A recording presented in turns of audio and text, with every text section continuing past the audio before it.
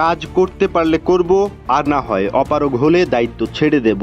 স্বরাষ্ট্র মন্ত্রণালয় থেকে সরিয়ে অন্তর্বর্তীকালীন সরকারের বস্ত্র ও পাট মন্ত্রণালয়ের উপদেষ্টা করায় এমন প্রতিক্রিয়ায় জানিয়েছেন ব্রিগেডিয়ার জেনারেল অবসরপ্রাপ্ত এম সাখাওয়াত হোসেন।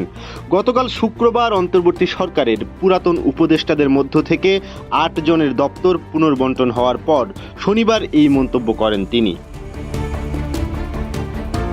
নতুন মন্ত্রণালয়ের দায়িত্ব পাওয়ার পর আন্তর্জাতিক গণমাধ্যম ভয়েস অব আমেরিকাকে দেওয়া এক সাক্ষাৎকারে নতুন সরকারের এই উপদেষ্টা প্রতিক্রিয়া ব্যক্ত করে বলেন, আমার যতটুকু করার সাধ্য ছিল করে আসছি।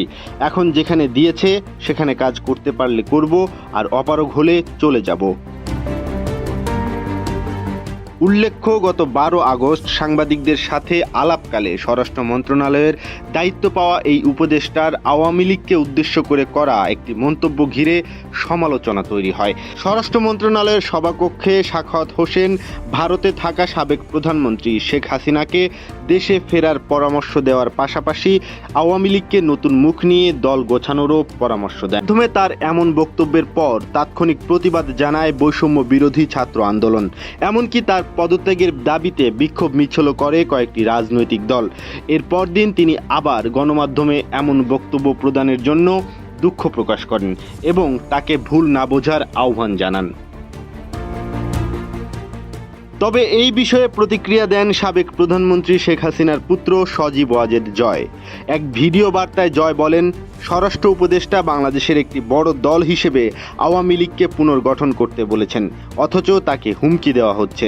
মূলত এর পরপরই তাকে দায়িত্ব থেকে সরানোর গুঞ্জন ওঠে।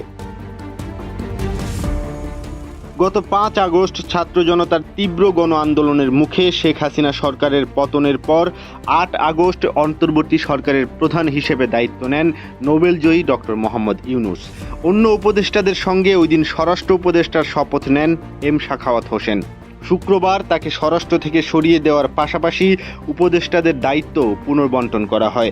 অন্তর্বর্তীকালীন সরকারের স্বরাষ্ট্র উপদেষ্টার দায়িত্ব দেওয়া হয়েছে লেফটেন্যান্ট জেনারেল অবসরপ্রাপ্ত জাহাঙ্গীর আলম চৌধুরীকে।